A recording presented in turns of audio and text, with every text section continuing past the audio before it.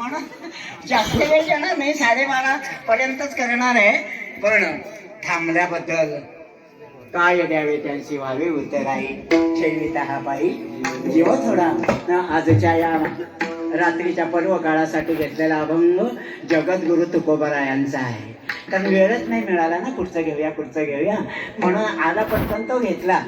धर्माची तू मूर्ती पाप पुण्य तुझ्या हाती, मज सोडवे दातारा कर्मापासून दुस्तरा, करेसी अंगीकार तरी काय माझा भार. मज सोडवे दातारा कर्मापासून दुस्तरा, जीवीच्या जीवना तुका म्हणे नारायणा. मज सोडवी दातारा कर्मापासून दिसतारा. नमिला गणपती माऊली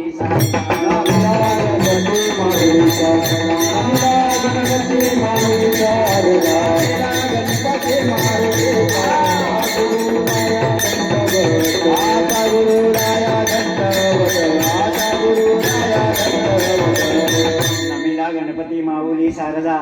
आता गुरुराया दंडवत. गुरुराया चरणी मस्तक ठेविले आपुल्या स्तुतीला द्यावी मती. गुरुराया तुझा ऐसा नाही सखा कृपा करून रंका धरी हाता. तुका म्हणे माता पिता गुरुबंधू तुझ कृपा सिंधू पांडुरंगा पांडुरंगा करू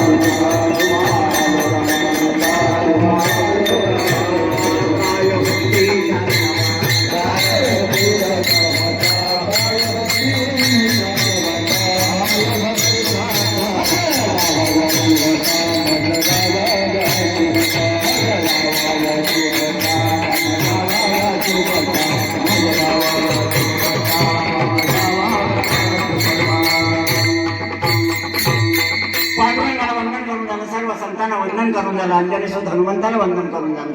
आणि आज या महान पर्व काळी महाशिवरात्रीच्या निमित्ताने आणि आपण सगळे या शिवाची आराधना करण्यासाठी जमलेले आहात.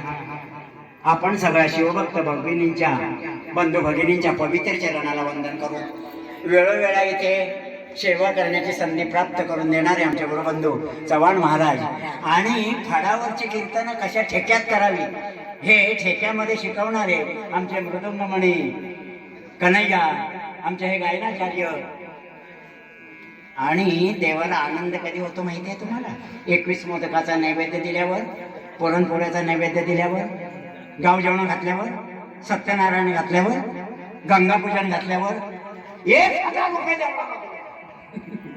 देवाला आनंद होतो. सुख देवाला आनंद कधी होतो? कोणी कन्या पुत्र होती जे सात्विक त्याचा हरिक वाटे देव. धन्य माय व्याली सुकृताचे फळ. बघा ना, टाळा एवढं सुद्धा वजन नाहीये तिचं 7 ग्रॅम वजन, तिचं 9 ग्रॅम पण आहेत ना. धन्य माय व्याली सुकृताचे फळ. देवाला आनंद कधी होतो? कोणी कन्या पुत्र होती जे सात्विक त्याचा आनंद वाटे देव. छान. बघा ना, अहो मोबाईल घेऊन आता व्हॉट्सअप आणि ते आणि आज टाळ घेऊन उभे आहेत, टाळ घेऊन उभे आहेत. धन्य ती मुलं आणि धन्य त्यांना जन्म देणारे त्यांची आई आणि वडील. या सर्वांच्या पवित्र चरणाला वंदन करून कीर्तन सेवेला प्रारंभ करू. या वेळेला ना जरा हे छान वाटलं. तिकडे खाली मंडप, पण एक दुःख झालं. हरिपाठ आपण नेहमी म्हणतो ना, नेहमी. कोणाचा हरिपाठ? कन्हैया भाऊ. हा माऊलींचा, ज्ञानेश्वर माऊलींचा 750 वर्षापूर्वी म्हणाले, देवाचे द्वारी उभा क्षणभरी आणि तेणे मुक्तिचारी. ज्ञानेश्वर माऊली 750 पावणे 800 वर्षापूर्वी म्हणाले, देवाच्या दारात क्षणभर उभं राहिलं की आपली आपल्या संकटातून मुक्तता होते. असा या अभंगाचा वरचा अर्थ आहे. देवाच्या दारात क्षणभर जरी आम्ही उभे राहिलो तरी आम्ही आमच्या संकटातून मुक्त होतो. देवाच्या दारात क्षणभर, देवाचे द्वारी उभा क्षणभरी तेणे मुक्तिचारी. खरं असेल का? खरं असेल का? खरं असेल का बंधुरा? 750 वर्षापूर्वी म्हणाले. कधी असेल? पुराण काळामध्ये म्हणे वांग भोपळे एवढं होतं. असेल का हो काकासाहेब? वांग भोपळे असेल? मग तेच ना म्हणे पुराण काळी वांग भोपळे एवढं. काय माहितीये का, पेणला जर गेलो ना, पेणला तर तिथे मोठी वांगी मिळतात, त्याला कृष्णाकाठची वांगी म्हणतात. ते एवढं असतं. आणि पंचायतच्या फुकटच्या पाण्यातून बाथरूम मधून गेलेलं पाणी, त्याच्यावर होणारी वेल वांगी 6 इंच गावठी, आणि घाटावर आलेलं एवढं एवढं. असेल का खरं? 750 वर्षापूर्वी ज्ञानेश्वर महाराज म्हणाले, देवाच्या दारात क्षणभर उभं राहिलं तर संकटातून मुक्तता होते. असेल का खरं? 750 वर्षापूर्वी म्हणाले. काल बातमी होती पेपरामध्ये, उत्तर प्रदेश मध्ये थंडीच्या लाटेने 700 लोक मृत्युमुखी. कालच्या पेपरमध्ये बातमी होती, उत्तर प्रदेश मध्ये थंडीच्या लाटेने 750 लोक मृत्युमुखी. कालच्या पेपरमध्ये होती. आणि आजच्या पेपरमध्ये उत्तर प्रदेशमध्ये बर्फाचा वर्षा, 950 लोक गारठून मेले. म्हणजे कालची खोटी आणि आज. होय ना? कळतंय ना तुम्हाला? व्यवस्थित ऐकायला येते ना? की इको कमी करायला सांगू येते ना? कालच्या पेपरमध्ये 750 आणि आजच्या पेपरमध्ये. मग खरं खोट्यामध्ये 24 तास जात नाही. आणि ज्ञानेश्वर महाराज म्हणाले 750 वर्षापूर्वी, देवाच्या दारात क्षणभर उभं राहिलं की संकटातून मुक्तता होते. होते का? काय झालं? कोणत्या तरी कारणावरून नवरा बायकोंचं झालं भांडण सकाळी सकाळी, कोणत्या तरी कारणावरून. आणि ते भांडण एवढं विकोपाला गेलं, नॉनस्टॉप. संध्याकाळचे 8 वाजले तरी सुद्धा नॉनस्टॉप भांडण. शेजारी एक ना, शेजारी एक आजी होती. आजी शेजारी आजी होती. तिथे तिकडची आजी आहे ना, तिकडे असे घडी घालून हा त्यात आजी, तशी आजी होती. आणि ती म्हणाली, काय सकाळपासून भांडतात हे दोघे? हा, सकाळपासून भांडताय. सकाळी 8 वाजल्यापासून आता रात्रीच्या 8 नॉनस्टॉप भांडण. बरं, देवाने मेला तसल्याच तोंड बनवलं म्हणून तांबड्याचं असतं तर फाटलं असतं, आणि लाकडाचं असतं तर हा काय भांडायला काहीतरी सीमारेषा. ती म्हातारी आहे ना, ती गेली आणि म्हणाली, अरे सकाळपासून भांडताय, काय तोंड आहे की काय आहे? अरे तसं देवाने तोंड घडवलं म्हणून तांबड्याचं असतं तर फाटलं असतं, आणि लाकडाचं असतं तर. हे म्हातारे भाजलं. अरे मेली आजी होती स्टील बॉडी. त्याने असं धरलं आणि म्हणाली, ते भांडण्यापेक्षा महादेवाच्या मंदिरात कीर्तन चाललंय, तिथं जा. तेवढे 4 शब्द कानात आले तर आले, जा. आता त्याने म्हातारीचं ऐकलं. त्याने म्हातारीचं, आपला विषय लक्षात घ्या. 750 पावणे 800 वर्षापूर्वी माऊली म्हणाले, देवाच्या दारात क्षणभर उभे राहिला तर आपल्या संकटातून मुक्तता होते. होते का ते बघूया पहिलं, खरं की खोटं. अभंगाकडे नंतर वळू. आणि म्हातारीने सांगितलं, महादेवाच्या मंदिरात कीर्तन आहे, जा बघू. तेवढे 4 शब्द कानावर येते, जा बघू जा. याने म्हातारीचं ऐकलं आणि गेला. आता काय आहे, असा गेट बनवला होता. पूर्वी केळीचे गेट असायचे, दार पहिले दार कशाची असायची? केळीची, खाली उंबरठा. आता वेलकम सुस्वागतम. आता केळीच नाही तर वेलकम सुस्वागतम.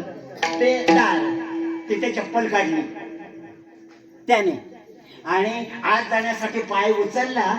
तेवढ्यात कीर्तनकार म्हणाले, श्रीकृष्णाला 16,108 बायका होत्या, याने पाय पाठवले आणि घरात गेला. काय तू स्वतःला समजतेस? तू स्वतःला काय समजतेस? तुला काय वाटलं मी कमी आहे? मी कमी आहे? आता कीर्तनकाराचं ऐकून आलोय, श्रीकृष्णाला 16,108 बायका होत्या. तुला काय वाटलं मी कमी आहे? अगं मी 56 आणि ती म्हातारी होती. ती म्हणाली, आहा आला वाटतं परत, मिळाला परत. ती म्हातारी परत गेली आणि म्हणाली, ए बाय बाय, हे बघ ह्या मेल्याच्या तोंडाला तोंड देऊ नको, तू जा बघू कीर्तनाला, जा जा कीर्तनाला जा. तिने ऐकलं म्हातारीचं आणि आली देवळात. आणि तिथे तो गेट आहे ना, दार कुठचा आहे, आत यायचं दार कुठचं आहे, ते चप्पल काढली आणि आत जाण्यासाठी पाय उचलला. कीर्तनकार म्हणाले, द्रौपदीला 5 पती होते. ते म्हणाली, घरात आली आणि म्हणाली, हे बघा काय वाटलं तुम्हाला? तुम्हाला काय वाटलं? 56 करी, मी काय कमी आहे? मी काय कमी आहे? हो, मी तुम्ही अशा म्हणून बघा, तिकडे वाकून वाकून बघतात ते बुवा कशा उड्या मारतो. काय तिरके त्यांची मान दुखेल बिचाऱ्यांची. एक तर वाट बघून बघून मेल्याची.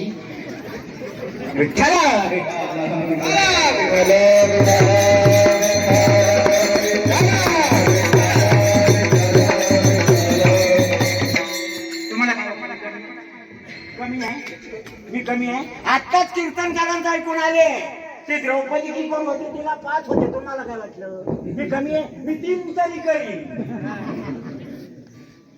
ओ पुरुष एक वेळ बोलतो, मी काय म्हातारा झालो? हातात नाका उभ्या राहिला तर 5-25 पुरुष बोलतो. पण ह्या कधी बोलतात? काय बोलतात? खरं सांगा, बोलतात? बोलतात. आणि ही बोलली ना, मी 3 तरी करीन, हा 3 ठिकाणी वाकला. माझ्या 56 पण राहू दे आणि तुझे 3 पण राहू दे. हम बने तुम बने का तुझे केली. ऑन दी स्पॉट त्यांचं भांडण संपलं. आत गेले होते, आतमध्ये गेले होते नाही, उभे कुठे होते? देवाच्या दारात. किती वेळ होते? भांडणातून मुक्तता झाली ना. हा, मग हे सुख दुःख, जन्म मरण, वारी जन्म मरणाचे वारी. आषाढी कार्तिकी पुनरपि जननम पुनरपि जननी जठरी शयनम. ह्या वाऱ्या करायला नको म्हणून भगवंताची उपासना ना. आणि हे महाशिवरात्रीचं व्रत त्यासाठी ना. मग त्यासाठी देवाच्या दारात यायला हवं की बाहेरच्या बांधावर बसायला हवं?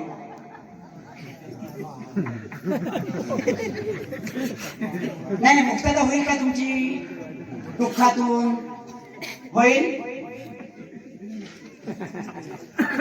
म्हणून कृपा करून माझे बंधू भगिनी, जास्त वेळ नाही घेणार आहे. आणि हा पर्व काळ आहे. महाशिवरात्र म्हणजे पर्व काळ आहे. नुसते स्मार्ट एकादशी असते तर ठीक होतं, पण हा पर्व काळ आहे. म्हणून माझ्या सर्व बंधू भगिनींना एवढं तुम्ही केलं तर, दूध चांगलं तापलं खमंग, त्याच्यामध्ये वेलची तेथून टाकली, बेदाणे टाकले, सुगंध आणि ग्लास मांडलेली आहेत परातीत. आणि आता ओतायचं आहे, पण ओतण्यापूर्वी साखर टाकायला हवी ना. म्हणून स्वयंपाकघरात गेली आणि डबा उचलला. पण काय झालं, मिठाचा पण डबा बाजूला आणि साखरेचा पण. साखर समजून मिठाचा डबा आणला,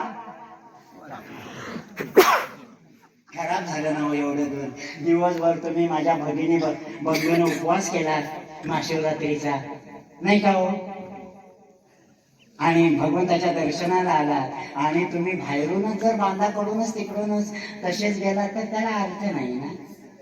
नाही ना. म्हणून सर्व माझ्या बंधू भगिनी, फक्त 11:30 झाले, अजून फक्त अर्धा पाऊण तासच आहे. आत या ना, या ना सगळ्यांनी, या लवकर लवकर. नमः शिवाय, ओम नमः शिवाय, नमः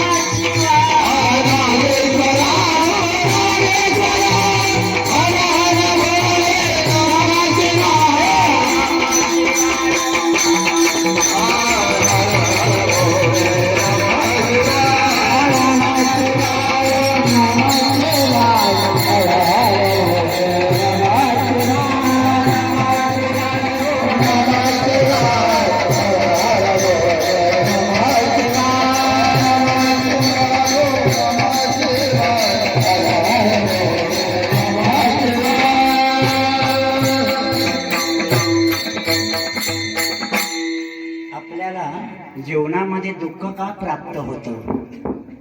प्रत्येक जण सुखाची अपेक्षा करत असतो आणि ते सुख मिळवण्यासाठी प्रयत्नांची पराकाष्ठा करत असतो, परंतु आम्हाला सुख मिळतच नाही. याच्या मागचं कारण आहे, सुख केव्हा होतं मिळतं तर आमच्याकडून जेव्हा सत्कर्म घडेल, चांगलं काम घडेल, त्यावेळेला आम्हाला चांगलं फळ मिळतं. चांगलं फळ म्हणजे सुख. परंतु आम्हाला जीवनामध्ये दुःख येतं. त्याच्या मागचं कारण, आम्हाला जर सतत दुःख भोगावं लागत असेल तर आमच्याकडून होणारं कर्म हे सकर्म नसून अकर्म होतं, वाईट काम होतं आणि म्हणून आम्हाला दुःख भोगावं लागतं. मग आमच्याकडून हे वाईट काम का घडतं? का घडतं? तर तसं वाईट काम करायला भाग पाडणारा एक व्यक्ती आहे. आमच्याकडून वाईट काम होतं. वाईट काम करणारं कोण आहे? शरीर आहे. मग त्या शरीराकडून वाईट काम होतं आणि वाईट काम झालं की दुःख, चांगलं काम झालं की सुख. पण आम्हाला दुःखच भोगावं लागतं. याच्या मागचं कारण आमच्याकडून होणारं, शरीराकडून होणारं अकर्म. मग शरीराकडून अकर्म का होतं? तर त्या शरीराकडून ते वाईट कर्म घडवणारं जर कोण असेल तर ती व्यक्ती म्हणजे कोण? ते मन. मन इंद्रियांचा राजा. मन जसं सांगतं तसं शरीराला ऐकावं लागतं. मग मन वाईट काम का करतं? मन स्वतःच्या बुद्धीने वागत नाही, ते दुसऱ्याच्या बुद्धीने वागतं. मग दुसऱ्याच्या म्हणजे किती जणांच्या? 6 जणांच्या. काम, क्रोध, मद, मत्सर, दंभ आणि अहंकार. या 6 जणांच्या बुद्धीने मन वागतं. आता हे 6 जण आहेत ते अधोगतीला नेणारे आहेत. 6 जण आहेत ते अधोगतीला नेणारे आहेत. त्यांच्या नादाला लागलं, चोराची संगत केली, कसला गुण लागेल? चोरीचा. खून करणाऱ्याची संगत केली, कसला गुण लागेल? पेट्रोल पंपावर जाणाऱ्याची संगत केली. You understand petrol pump? Petrol pump म्हणजे माहिती आहे ना? मग पेट्रोल पंपावर जाणाऱ्याची जर संगत केली तर तो हरिपाठाला जाईल. मग तसे 6 जण आहेत ते अधोगतीला जाणारे आहेत आणि त्यांच्या संगतीला मन लागलंय आणि मनाकडून नको ते कर्म घडतं आणि म्हणून आम्हाला दुःख भोगावं लागतं, कारण मन धर्माप्रमाणे वागत नाही. हे अधर्मी आहेत ना, त्यांच्या नादाने लागतं. अधर्मी कोण आहे? त्याच्यातला मुख्य आहे काम आणि क्रोध. मग हे काम क्रोध जे आहेत ना ते प्रबळ झालेले आहेत आणि ते मनाला टोचणी देतात. मग तुकोबाराय यांना काय म्हणतात? तम म्हणजे काय? नरकाची केवळ रजतो प्रबळ माया जाळ. तमोगुण हा नरका समान आहे. तमोगुण नरका समान आहे. आता ज्याला ज्याला कोणाला राग असेल ना, राग, त्याने विचार करा. आज महाशिवरात्र पर्व काळ आहे आणि तिथे आपण महादेवाच्या मंदिरात आलेलो आहोत. मग ज्याला अतिशय राग येत असेल ना, त्याने एक ठरवा. तुमच्यामध्ये जर हिंमत असेल ना त्या रागाला पोषण्याची तर राग ठेवा, आणि जर हिंमत नसेल तर रागाला ठेवू नका. तुमच्या जर हिंमत असेल ना त्या रागाला पोषण्याची, त्याला जे जे हवंय ते ते देण्याची हिंमत जर तुमच्यात असेल तर रागाला ठेवा, आणि ती जर हिंमत नसेल तुमच्यात, आतापासूनच त्या रागाचं दी एंड करा. पूर्ण महिना बायकोने सांगितलं, हे बघा माझं व्रत आहे महालक्ष्मीचं, त्याच्यामुळे हा महिनाभर बुधवार रविवार कायमचा महिनाभर बंद, अजिबात देणार नाही. आता पण बाहेरून घरात घेणार नाही, बाहेरून वगैरे असं काही नाही, घरात घेणार नाही. आणि मग आता बायकोचं ऐकायलाच हवं. बायकोशी वाकडं तर खा मेल्या चुलीची. बायकोशी वाकडं तर खा मेल्या. मग त्यापेक्षा आपलं हा मार्गशीर्ष पाळायला हवा. आणि म्हणून मार्गशीर्ष संपला आणि बहादूर शेकला गेला आणि काळ्या पिशवीतून आणून दिलं बायकोला. हे घे, महिन्याचा उपास सुटायचा आहे, महिन्याचा उपास. ती बायको म्हणाली, मी काम करते, जरा त्या फळीवर ठेवा. याने ठेवलं आणि निघून गेला. आता ते बायको काम करत बसली आणि सगळी कामं आटोपल्यावर आपला विषय लक्षात घ्या. हे मन आहे ना अधर्माच्या मार्गाने चाललंय. अधर्मी कोण आहे? 6 जण आहेत. त्या 6 जणांमध्ये टॉपमोस्ट असणारे काम आणि क्रोध. क्रोध म्हणजे राग, तमोगुण. आणि तुकोबाराय म्हणतात तमोगुण म्हणजे काय माहितीये का? तम म्हणजे काय? नरकाची केवळ. राग जो आहे ना तो नरका समान आहे. त्याला काय खायला आवडतं सांगू? जर ते देण्याची तुमच्यात हिंमत असेल तर रागाला ठेवा, नाहीतर आताच हे ऐकल्यावर सोडून द्या. आणि बायकोची सगळी कामं आटपली. आता म्हणाली त्यांचा उपवास सुटायचा आहे ना, त्या काळे पिशवीकडे जाऊया. आणि म्हणून ती बघायला गेली, ते फळीवर पिशवीच नाही. काळी पिशवी नाही, तुम्हाला कोणाला माहिती नसेल, काळी पिशवी नव्हती हो तिथं. गेली कुठे शोधायला लागली ती बिचारी, शोधायला लागली ती बिचारी, कुठेच मिळेना. अरे बापरे, बराच वेळ बघितली, कुठेच नाही. तेवढ्यात आला बारू, अरे इथे काळी पिशवी तुझ्या पप्पाने ठेवली होती, पाहिलीस का? नाही. कुठे ठेवली होती? अरे इथेच ठेवली होती त्यांनी. मग बघ, डाव्या हाताने ठेवली असशील. नाही रे, कुठेच. बाळू म्हणाला, गाई आता काय?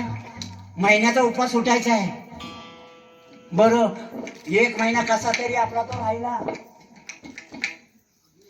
1 महिना म्हणजे तसा उपवास करून राहिला. पण आता 1 महिन्याचा उपवास सुटायचा आहे ना.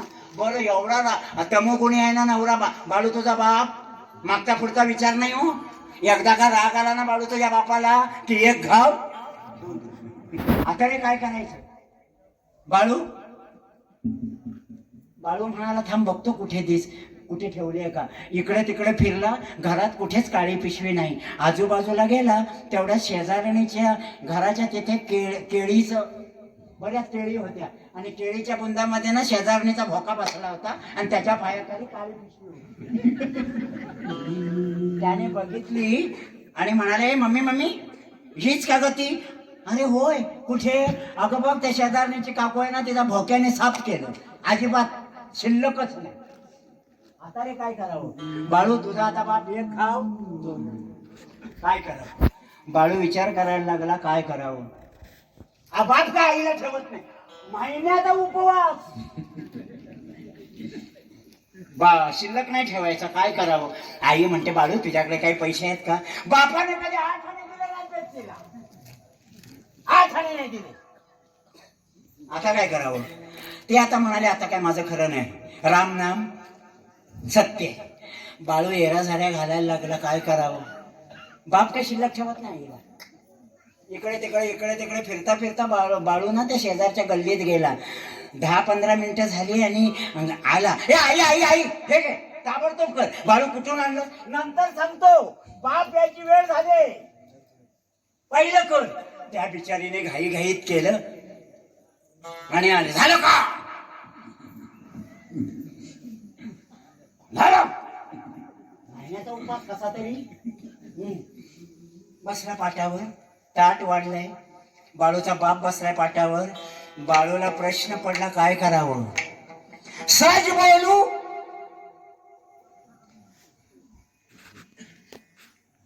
तो मां मर जाए, सज बोलू तो मां मर जाए. काय करावं? खरं सांगितलं ना, खरं बाबा हे तुम्ही आणलेलं बहादूर शेख वरून काळ्या पिशवीतलं नाहीये असं जर सांगितलं खरं, तर बाप आईला शिल्लक ठेवत नाही. सच बोलू तो मां मर जाए और झूठ बोलू बाबा तुम्हीच आणलेला आहे खा.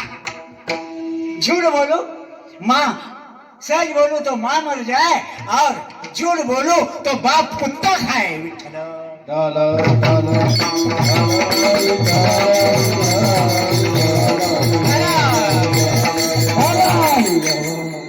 बापाला काय खाण्याची वेळ आली.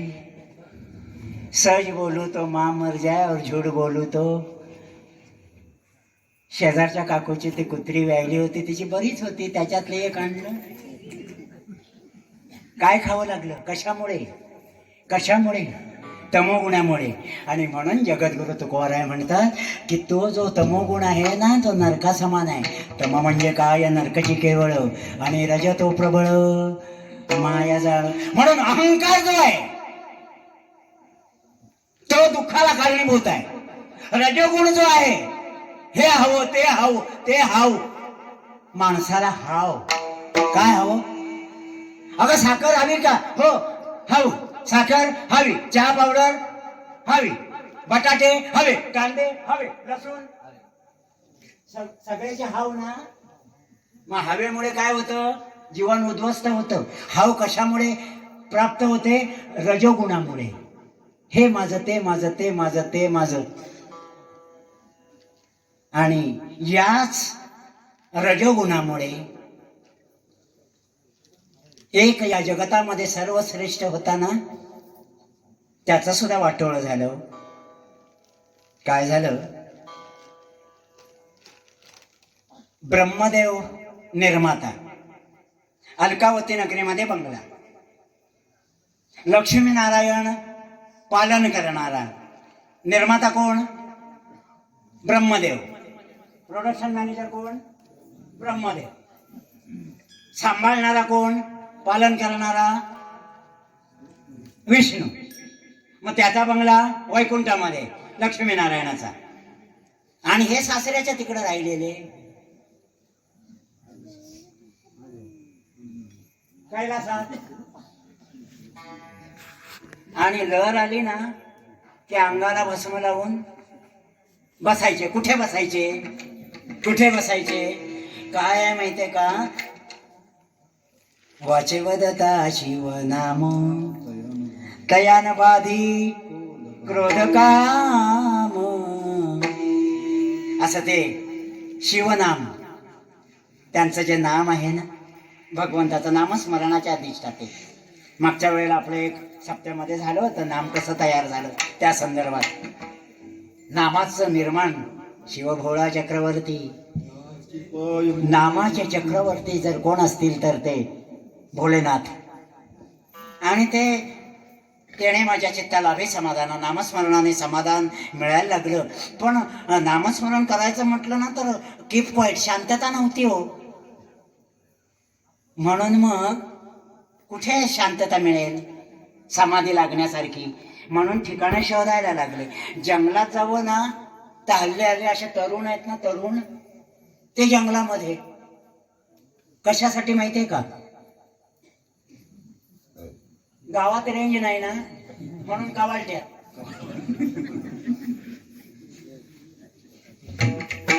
मग तिथे ध्यान करता येईल का? नाही. बरं, एरवी कुठे जावं तर या ना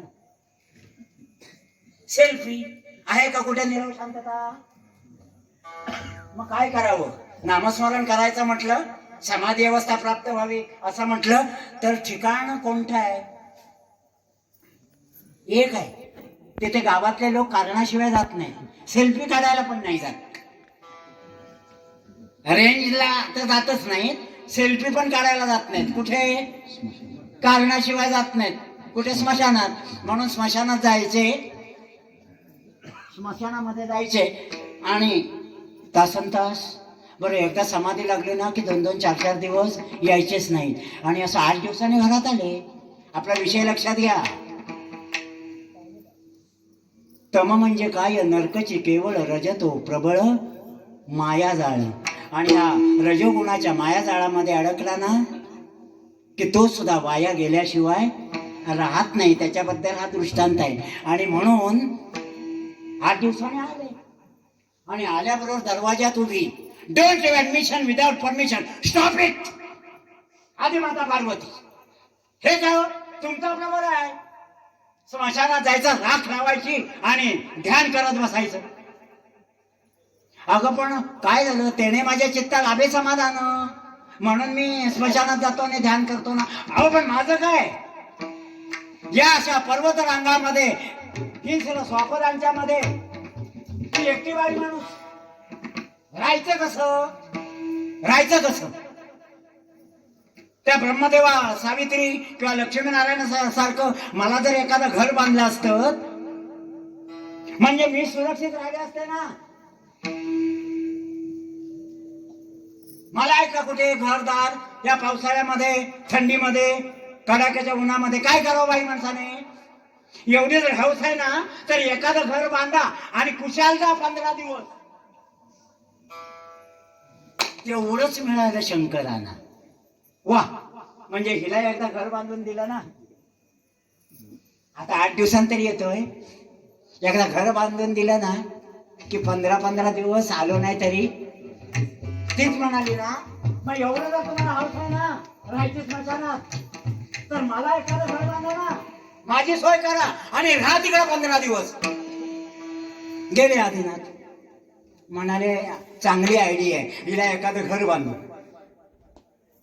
पण ब्रह्मदेव अलकावतीमध्ये, वैकुंठामध्ये लक्ष्मीनारायण, पण सगळ्या देवांमध्ये मी कोण आहे?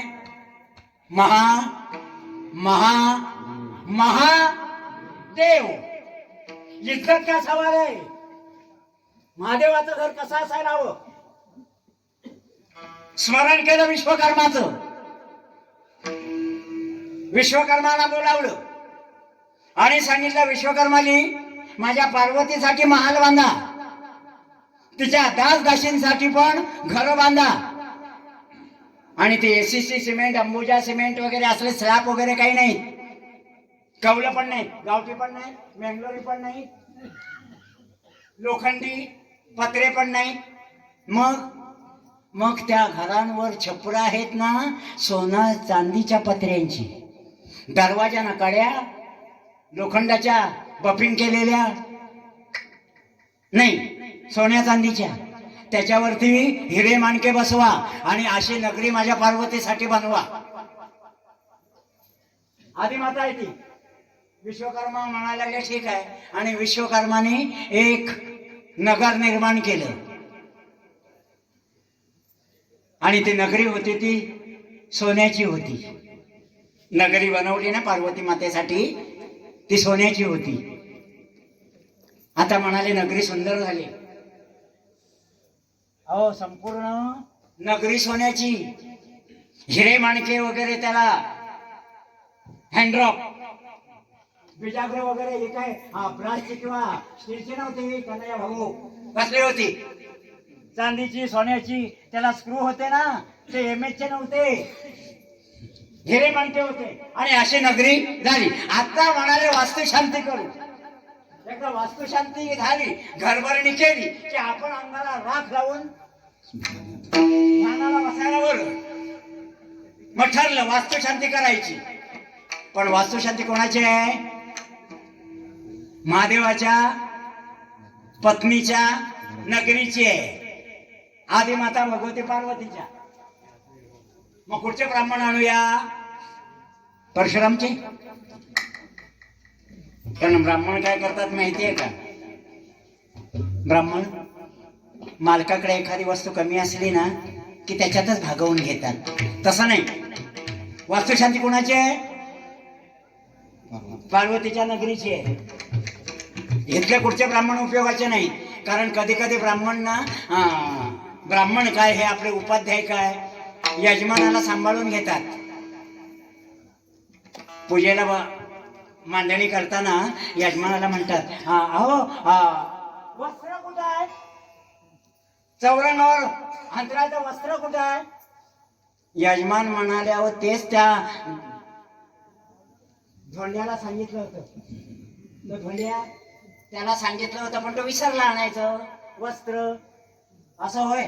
ठीक आहे ठीक आहे, असं करा, पाट्यावर बसा, हे हातात तांदूळ घ्या, हात जोडा, आणि मी सांगेन तेव्हा देवावर टाका. ओम केशवाय नमः, ओम माधवाय नमः, ओम पद्मनाभाय नमः, ओम दामोदराय नमः, ओम नरसिंहाय नमः, ओम भूम भुवा ओम महा ओम तपम तत्सवितर्वरेण भर्गो देवस्य धीमहि धियो यो न प्रचोदयात्. ओम आपो ज्योतिरसमृतं भूर्भुवः स्वः. वस्त्र उपवस्त्र अक्षदं समर्पयामी. देवावर तांदूळ टाका, वस्त्र उपवस्त्र अक्षदं समर्पयामी. म्हणजे देवा, हे मालक वस्त्र आणायला विसरले, हे मालक वस्त्र आणायला विसरले, म्हणून हे तांदळाचे 4 दाणे तुझ्या अंगावर टाकले. ते वस्त्र समजून घे. वस्त्र उपवस्त्र अक्षदं समर्पयामी. म्हणजे याचा अर्थ काय? वस्त्र उपवस्त्र अक्षदं समर्पयामी. भगवंता, विसरलेत वस्त्र आणायला, तर हे तांदळाचे 4 दाणे टाकलेत, ते वस्त्र समजून घे. देव घेतो की नाही? घेतो ना. मग उद्या जर देव तुम्हाला म्हणाला, ए बाबा इकडे, काल मला तू वस्त्र समजून तांदळाचे दाणे माझ्या अंगावर टाकलेस, मी वस्त्र समजून घेतले, आता ना मी तुझ्या समोर हे गहू ठेवलेत, चपात्या समजून खा, खाऊ का? तसे म्हणाले नको ब्राह्मण, मालकाला सांभाळणारे तसे नाही. मग विद्वान महापंडित अशा ब्राह्मणाला बोलवायचे. मग असा महान पंडित कोण आहे? पुलत्स ऋषीचा पुत्र रावण. पुलत्स ऋषीचा पुत्र रावण. आणि रावणाला बोलावलं वास्तुशांतीला. महापंडित होता तो. 4 वेद, 6 शास्त्र, 18 पुराणांचा अभ्यासक महापंडित होता पुलत्स ऋषीचा पुत्र रावण. आणि त्याला बोलावलं वास्तुशांती करायला. शंकर आनंदात होते. एकदा वास्तुशांती झाली आणि घरभरणी झाली की नाही, आपण मोकळे. आणि तो ब्राह्मण महापंडितच होता, आणि त्याने मांडणी केली हो नवग्रहांची. ती सगळी मांडणी केली, आणि ती मांडणी बघितल्याबरोबर देव, गंधर्व, ऋषी, मुनी सगळी ती मांडणी बघितल्यानंतर आश्चर्यचकित झाले. म्हणाले, अशी मांडणी आम्ही कधीच पाहिली नाही. कुठचा हा ब्राह्मण? कुठचा? नाही म्हणाले, इथला नाही आहे तो. त्रैलोक्यात त्याच्यासारखा महापंडित कोणी नाही. आणि ती सगळी विधी बघितल्यानंतर ना सगळे लोक खुश झाले आणि महादेवाला म्हणायला लागले, महादेवा अशी कुणाचीच वास्तुशांती झाली नाही, कुणाचीच. सगळ्यांना हर्ष झाला होता, आनंद झाला. शंकरांना पण आनंद झाला. याचसाठी केला होता, याला बोलवण्याचा अर्थात त्यासाठी केलाय. आणि वास्तुशांती झाली हो छान. शंकर प्रसन्न होते. आपला विषय लक्षात घ्या. रजोगुण आपल्यामध्ये प्रबळ झाला की रजोगुण म्हणजे मायाजाळ आहे आणि मायाजाळामध्ये दुःख आहे आणि ते दुःख नाशाला कारणीभूत होतं. त्याच्याबद्दलचा हा दृष्टांत आहे. आणि वास्तुशांती झाली, सगळे आपापल्या घरी निघून गेले आणि आदिनाथ महादेव त्या ब्राह्मणाजवळ गेले आणि म्हणाले, हे बघ बाबा, तू जी ही वास्तुशांतीची विधी केलीस ना, बहुत खूप, बहुत सुंदर. अशी कुणाचीच वास्तुशांती झाली नाही. यक्ष, देव, गंधर्व, किन्नर, ऋषी मुनी सगळे प्रसन्न झाले आणि मी तर जास्त प्रसन्न झालोय. अशी कुणाची वास्तुशांती झाली नाही. म्हणून हे बघ, दक्षिणेच्या रूपात तुला काय हवं ते सांग. दक्षिणेच्या रूपात तुला काय हवं ते सांग. तो म्हणाला, द्या, काय द्यायचं असेल. नाही नाही, असं नाही, माझ्या इथून कोणी विनमुख जाता कामा नये. हे बघ, सगळे आनंदित झाले, मलाही प्रसन्नता वाटली. व्हॉट यू वॉन्ट टू से, तुला काय हवं ते माग, काय हवं ते माग, निसंकोचपणे माग. आता हा लबाड, आता उपाध्यायानं नाही म्हणत, पण ब्राह्मण लबाड, ब्राह्मण लबाड, ब्राह्मण तुम्ही म्हणणारच नाही. बाबा कोपले तर ब्राह्मण तुझ्यावरच आप्पा कोपू दे. लबाड काय माहितीये, माझी जवळजवळ 3,500-4,000 कीर्तनं झाली ना, त्यातली 2,000-2,500 उत्तर कार्याची झाली. त्याच्यामुळे मला जास्त माहिती आहे. उत्तर कार्याला ब्राह्मण गेले ना की ते आधी ना त्या मालकाचे व्याही आप्तइष्ट किती ड्रेसमध्ये आलेले आहेत ना ते बघतात. आणि जास्त सफारीवाले, चांगले कपडे घातलेले जर त्यांचे पाहुणे आले असतील ना, तर भाटाचं गोदान वाढलं. गोदान 2-3 हजार जर दिले ना बामणाला गोदान, याच्यामध्ये मेल्या कोंबडा तरी येतो का? गोदान वाढतं त्यांचं. हे बघितल्यावर लबाड, तसा हा लबाड बामण वास्तुशांतीला आलेला तोच हा. अहो पण बामण नव्हता ना, तो महापंडित होता. आदिनाथाने सांगितलं, व्हॉट यू वॉन्ट टू से, तुला काय हवं ते माग, दक्षिणेच्या रूपात. आता हा म्हणाला, हा प्रसन्न झालाय. अहो इंद्रजितासारखा मेघनाथ, इंद्राला जिंकलं म्हणून इंद्रजित असा पुत्र, महापतिव्रता मंदोदरी, कुंभकर्णासारखा बलवान भाऊ, आणि असं असताना देखील तेणे माझ्या चित्ता नोहे समाधान. पण इथे आलो ना मी 9 वाजता आलो, आता 12 वाजले, मग 3 तास फक्त इथे राहिलो, एवढं समाधान मिळालं. किती तास राहिलो या नगरीत वास्तुशांतीला? किती तास? 3 तास. मग जेवढं आयुष्यभरामध्ये एवढं समाधान नाही ना मिळालं माझ्या राज्यात, तेवढं इथे मिळालं 3 तासात. मग परमनंट जर राहिलो तर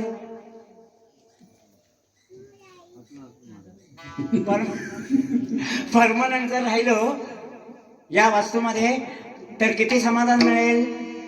म्हणून या रावणाने शंकरांना सांगितलं, भगवंता तुम्हाला जर दक्षिणेच्या रूपात द्यायचंच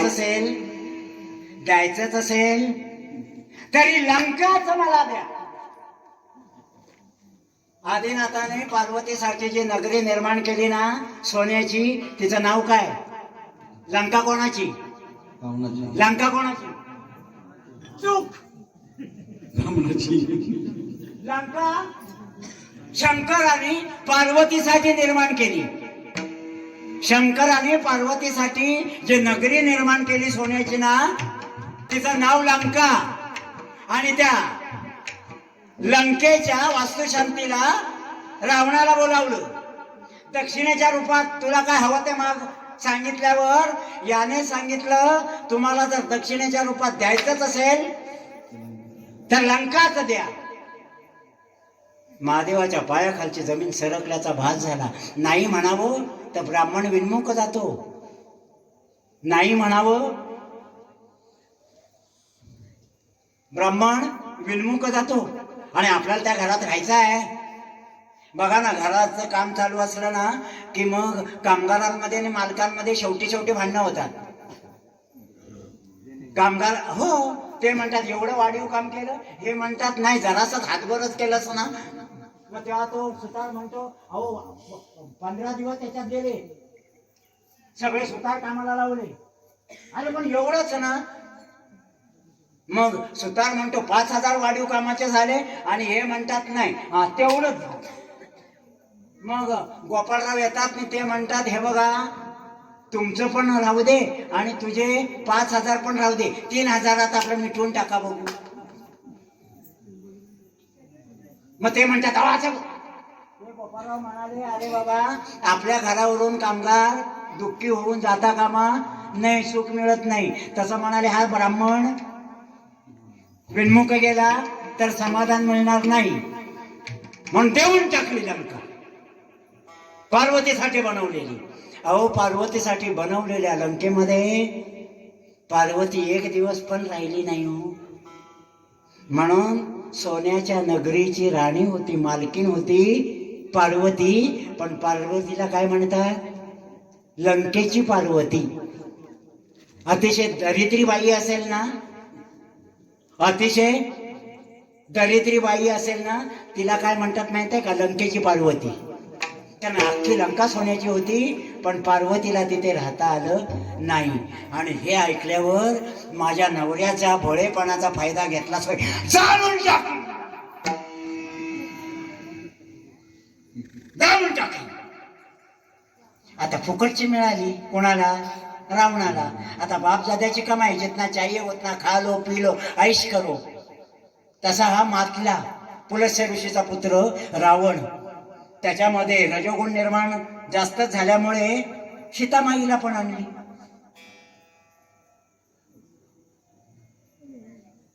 आणि प्रभू रामचंद्रांचा काय झालं? भगवंताचा 7वा अवतार झाला. तिकडे 7वा झाला, इकडे कळलं. इकडे कळलं प्रभू माझा गुरु माझा ईश्वर 7वा अवतार घेऊन प्रगट झालाय, मग आपल्याला पण जायला हवं. आणि म्हणून आधीच 10 अवतार झालेले होते, 11वा अवतार घेऊन तयार. पार्वती माता म्हणाली कुठे चाललात? मी येते. हे बघ अजूनपर्यंत ठीक होतं, आता माझा हा 11वा जो अवतार आहे ना तो पूर्ण ब्रह्मचारी आहे. त्याच्यामुळे आता तुला नेता येणार नाही. आता नाही नेता येणार. मी येतेच. अगं पण मी ब्रह्मचारी आहे, तुला नाही नेता येणार. आधी माता म्हणाली तुमचा 11वा अवतार म्हणजे माझा भाऊ विष्णू त्याचा 7वा अवतार. मग 7वा अवतार कशासाठी आहे? रावणाला मारण्यासाठी आणि त्याच्या बंदी शाळेतून देवांना सोडवण्यासाठी. कोणाचा अवतार आहे? रामाचा. मग रावणाला मारण्यासाठी रामाचा अवतार आहे ना, मग त्याच्यासाठी त्याच्या मदतीसाठी तुम्ही हा 11वा अवतार घेतलाय ना. मग मी येतेच, मेल्याची लंका जाळून टाकीन. आणि तेव्हा शंकरांना आठवण झाली, कारण पार्वतीसाठी नगरी बांधली हो, नाही त्या रावणाला राहून दिलं. मग येतेस? तू येतेस? होय येणार मी. मेल्याची लंका जाळून टाकी. आणि मग हे म्हणाले, हे म्हणजे स्पीकरवाले नव्हे, मारुतीचं म्हणजे ते म्हणाले हनुमंतराया तू येतेस ना, मग ठीक आहे. मग आता तू एक काम कर, माझी शेपूट हो, माझी शेपूट हो. मग शेपूट कोण झाली? आधी माता भगवती पार्वती माता. शेपूट हो आणि चल. मग लंका जाळून कोणी टाकली? मारुतीरायाने की शपटाने? कशाला आग लावली? जाळून टाकली ना, टाकली ना जाळून, लंका जाळून टाकली ना. कशामुळे? हे कमी होतं का त्याला? पण रजोगुण निर्माण झाला. महापतिव्रता मंदोदरी पत्नी असून, इंद्रजितासारखा मुलगा असून, कुंभकर्णासारखा भाऊ असून, बिभीषणासारखा वैष्णव असून देखील हा मातला रजोगुणामुळे. मन त्याच्यामध्ये गुंतलं आणि मना सांगपा रावणा काय झाले, अकस्मात ते राज्य बुडाले. आणि म्हणून त्याच्या हातून ते अकर्म घडलं. धर्माप्रमाणे वागला नाही. एके ठिकाणी धर्माप्रमाणे वागला रावण. महापंडित होता तो, महान शिवभक्त होता. रावणासारखा शिवभक्त कोणीच झाला नाही. मंदोदरीने विचारलं, का हो सीतामाईला तुम्ही आणलत ना, मग आता रावण आपला राम सुग्रीवाचं सैन्य घेऊन आलाय ना मारण्यासाठी, मग एवढं सगळं करण्यासाठी त्या सीतेला पळवून आणलीत ना, मग जबरदस्तीने लग्न करा ना. ज्या कारणासाठी आणले ते कारण सक्सेसफुल करा ना. You understand? कौशात बोलतोय. ज्या कारणासाठी आणलं मग ते कारण सक्सेसफुल करता येत नाही का तुम्हाला? अशक्य आहे का? तुम्हाला रोखणारा कोण आहे? मंदोदरीने विचारलं. तेव्हा रावण म्हणाला, तिथे तेवढा धर्माप्रमाणे वागला. म्हणाला, हे बघ, मी ज्या वेळेला नाशिकला गेलो ना पंचवटीत भिक्षा मागायला, कुठे रावण आला होता? कुठे आला होता?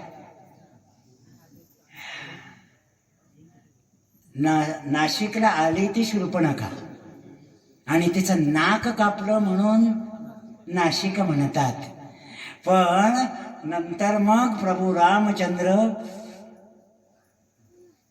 रामचंद्र आणि दंडकारण्यामध्ये आले. तिथे पर्णकुटी बांधली होती. हरणाच्या पाठीमागे राम गेले आणि खोट्या आवाजाने सीते धाव, लक्ष्मणा धाव. हरणाने आवाजामध्ये रामाच्या हाक मारली. लक्ष्मण निघून गेला. सीतामाई एकटीच होती. तेव्हा हा आला, माई भिक्षा वाढ, माई भिक्षा वाढ. आणि तेव्हा सीतेला पळवून आणलं ना.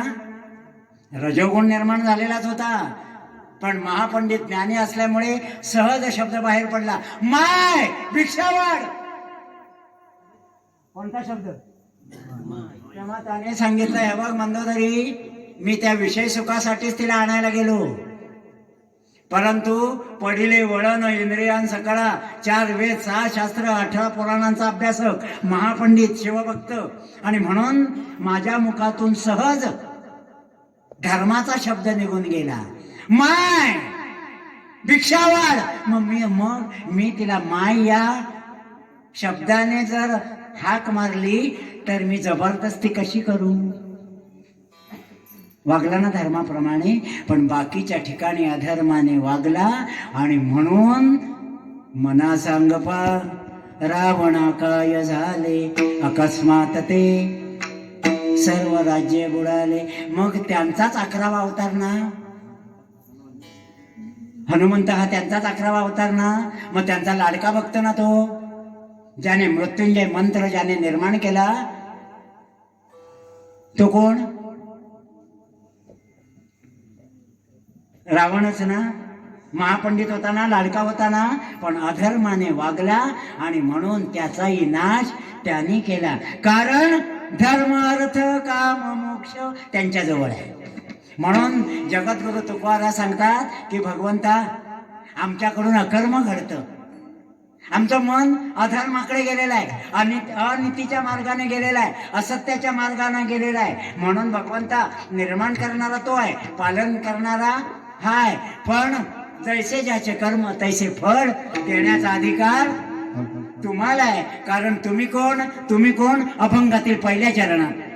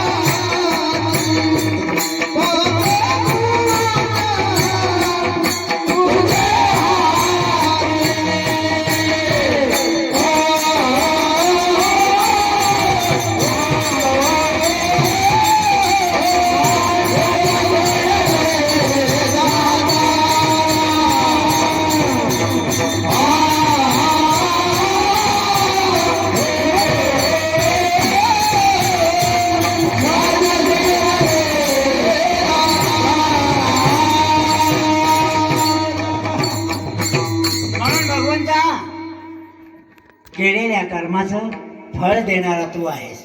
तुझ्याजवळ धर्म आहे. धर्म, अर्थ, काम, मोक्ष हे 4 पुरुषार्थ भगवंता तुझ्याजवळ आहे. म्हणून तू धर्माची मूर्ती आहेस.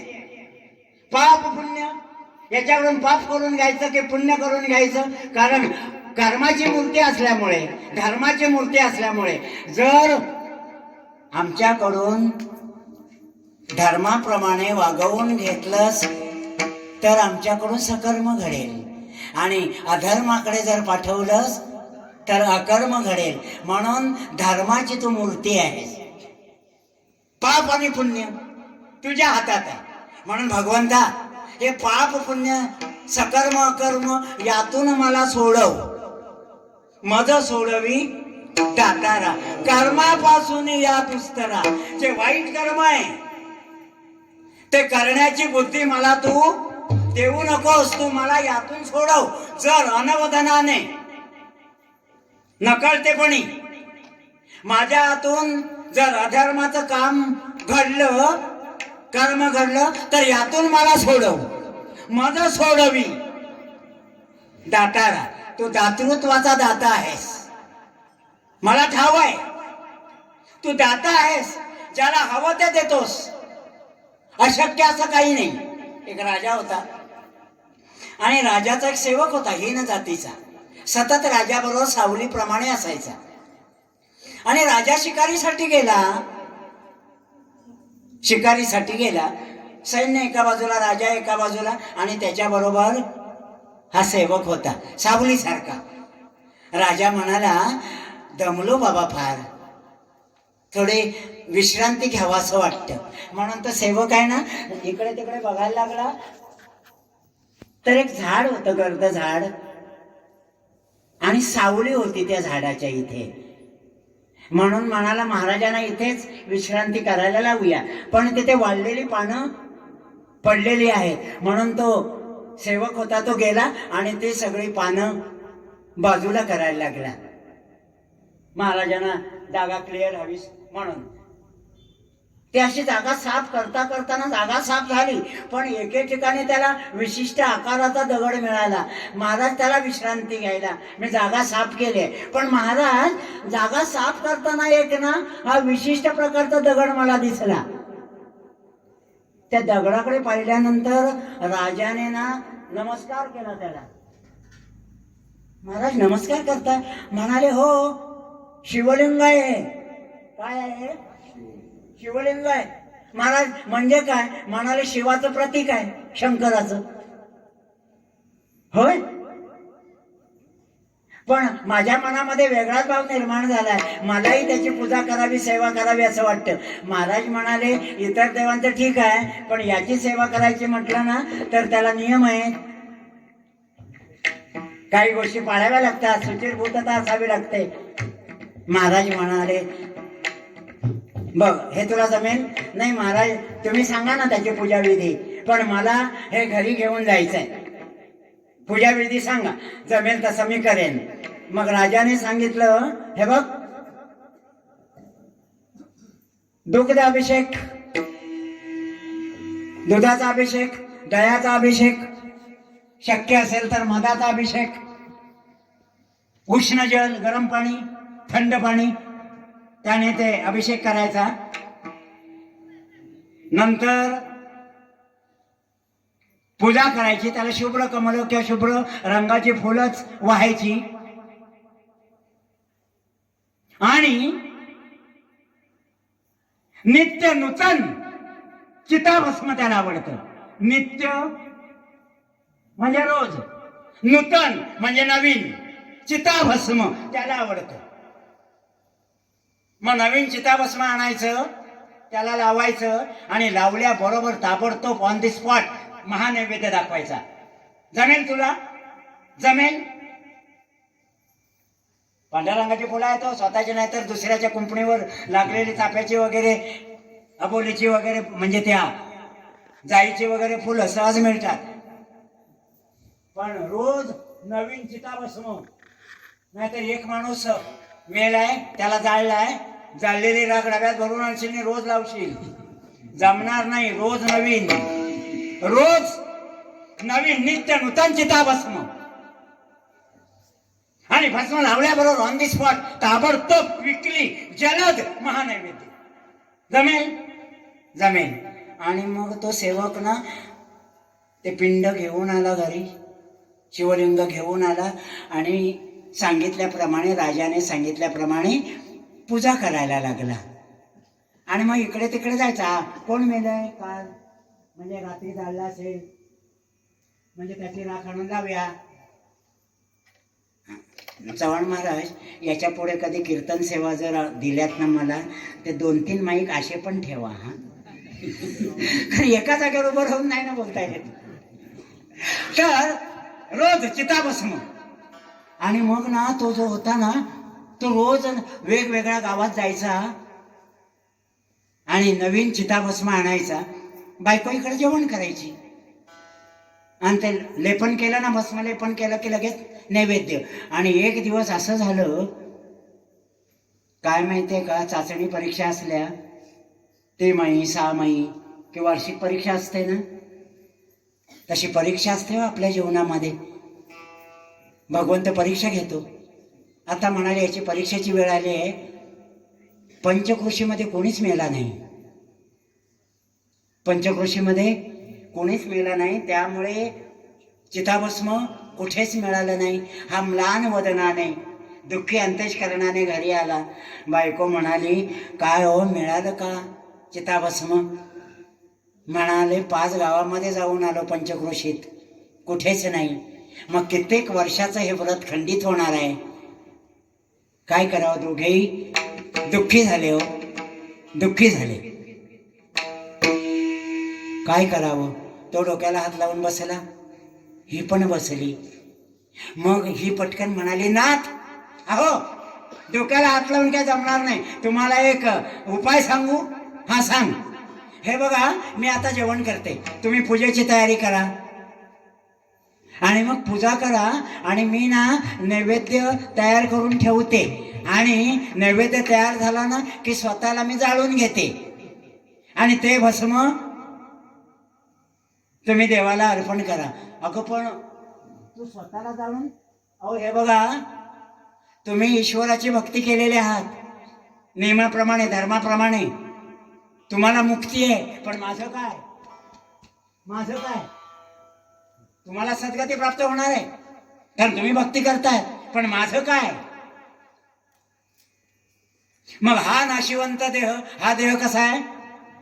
जोपर्यंत याच्यामध्ये चैतन्य आहे तोपर्यंत या देहाला किंमत. एकदा चैतन्याने गुण गेलं की गोरा गोमटा, देखना चिकना, हँडसम, ब्युटिफुल, हा देह कुजायला सुरुवात होते, कारण हा देह नाशिवंत आहे. आणि म्हणून हा देह जर सत्कारणे लागत असेल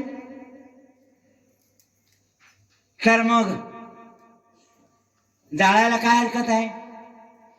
हा देह जर भगवत कार्यासाठी सत्कारणे लागत असेल, कामाला येत असेल, तर काय वाईट आहे? म्हणून हे बघा, मागचा पुढचा विचार करू नका, पूजेला सुरुवात करा. मी महाप्रसाद करून ठेवते आणि स्वतःला जाळून घेते, ते भस्म आणा. आता हा पण म्हणाला, ठीक आहे, कारण मला मुक्ती मिळणार आहे, पण हिचं काय? आमदाराची बायको आमदारीन, पण तिला आमदारीन म्हणतात, ते आमदारी नसते का? खासदाराची बायको खासदारी, हा सरपंचाची बायको, पण तिला तिथे जाऊन बोलता येईल का?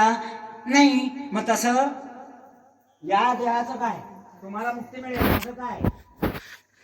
मग याने अनुमती दिली, तिकडे महाप्रसाद वगैरे केला, ताटात वाढून ठेवलं आणि तिने स्वतःला जाळून घेतलं. याने पूजा केली, आत गेला, भस्म बायकोने जाळून घेतलेलं होतं ना, ते चिताभस्म घेतलं, शंकराला लावलं आणि लावल्याबरोबर पडिले वळना इंद्रियांसकळा.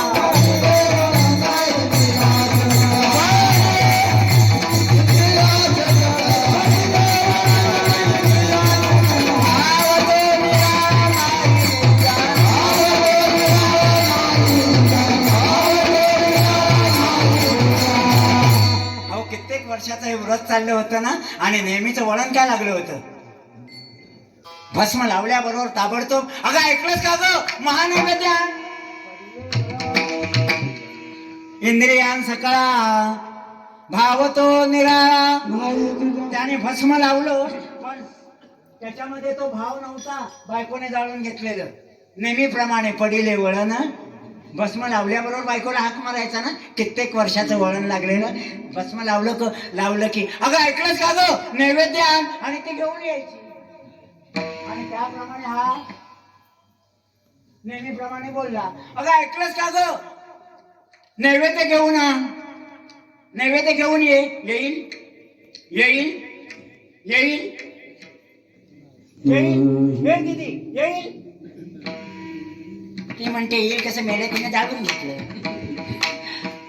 करील ते काय नोहे महाराज परे पाहे. मग आता यातून सोडवायचं आहे त्याला.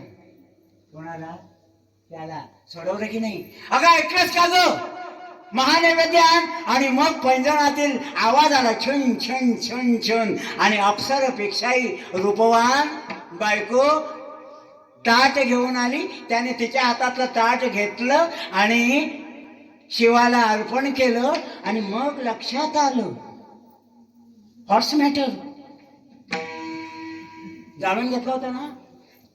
मग ही कोण मजा सोडवी दातारा मजा सोडवी दातारा.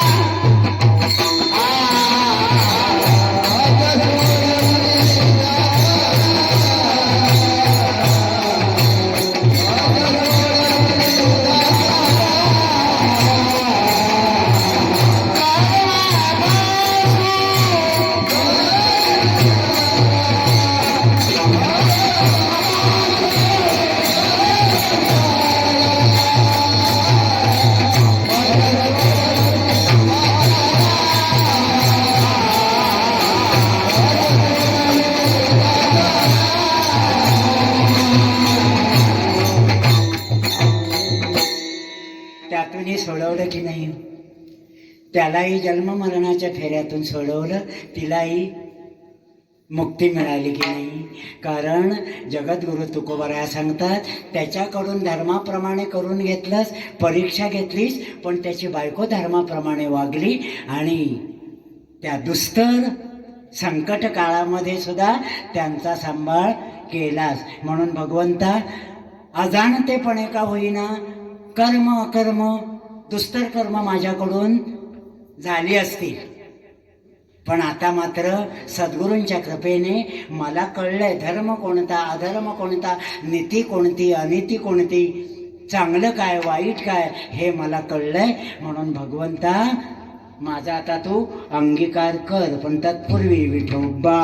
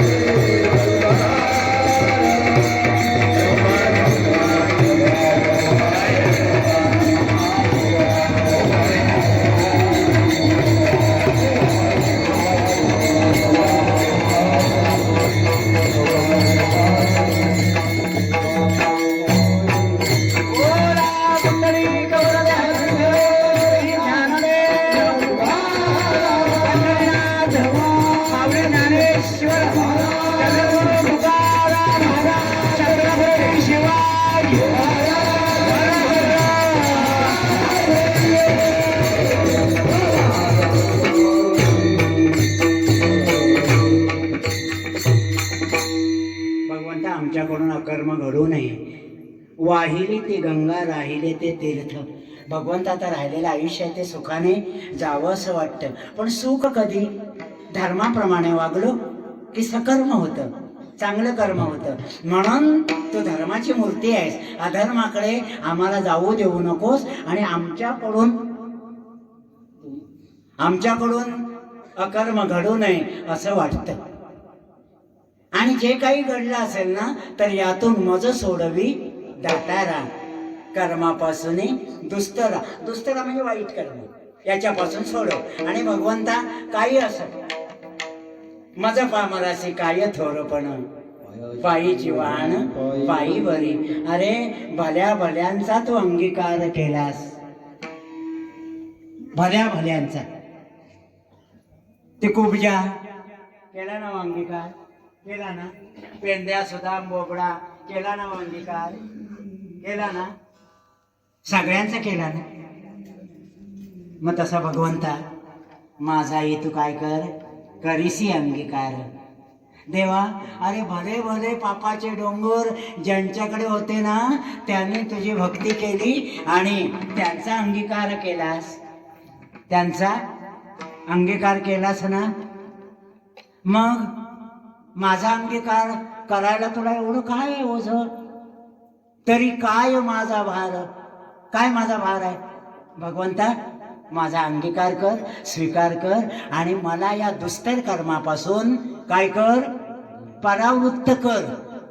आणि जेणेकरून धर्माप्रमाणे आचरण व्हावं अशी सद्बुद्धी मला तू दे.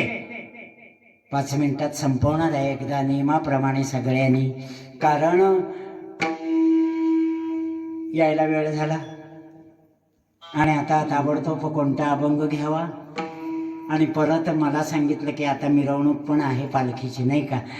आणि म्हणून आपल्याला 1.5 तासामध्ये उरकायचं. आणि मग आता एकतर मला लेट उभं केलंय, ती कृपा. आणखीन परत म्हणाले ते 5 मिनिटात उरका, पण 1.5 तास दिला म्हणजे जास्त कृपा की नाही. मग जास्त आपण गोड लागलं म्हणून बुंदा सकट खाऊ नाही का. म्हणून 5 मिनिटात संपवणार आहे. मनासारखा अर्थ नाही सांगता आला मला आता वेळेअभावी.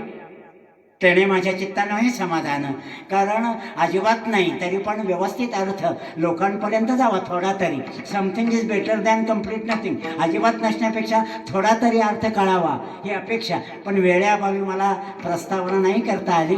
पण काहीतरी त्या 2 तासामध्ये भगवंताचं नामचिंतनामध्ये आपण असावं आणि आपणा सगळ्यांची सेवा आणि त्या महादेवाची घडावी एवढाच हेतू मनामध्ये. आणि म्हणून इथे उभा राहिलो. एकदा सगळ्यांनी त्या महादेवाला आवडणारं भजन एकदा सगळ्यांनी म्हणायचं. सगळ्यांनी हाताने टाळी, मुखाने भगवंताचं नाम. रेडी? भगवंताला कोणतं नाम आवडतं? रघुपती राघव राजा सीता.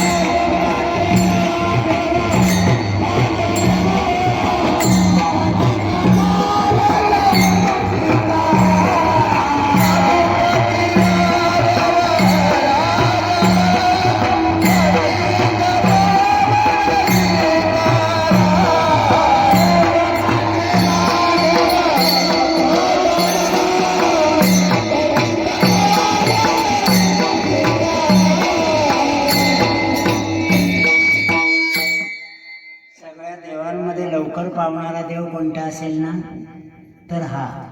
बघत नाही हो याने केलेली भक्ती बरोबर आहे की चुकीची आहे, भोळा आहे तो. हा सांब जो आहे ना, सांब सदाशिव भोळा आहे, पटकन पावतो. मग त्याला काय आवडतं दुसरं? स्वच्छ अंतःकरणाने केलेलं त्याचं भजन, भगवंताचं नामचिंतन त्याला आवडतं. आणि आपण त्याला प्रार्थना करायला आलोय की या भवदुःखातून आम्हाला सोडव. कारण धर्म अर्थ काम मोक्ष तुझ्या चरणाजवळ आहे. धर्म अर्थ काम मोक्ष शिव देखता, आणि तू चक्रवर्ती आहेस या नामाचा, आणि म्हणून सगळे अधिकार तुझ्याजवळ आहेत. कर्म कर्म पाप पुण्य तुझ्या हाती, तुझ्याजवळ आहे देवा. आणि त्यापासून आमची मुक्तता करावी, मद सोडवी दातारा, तू दाता आहेस.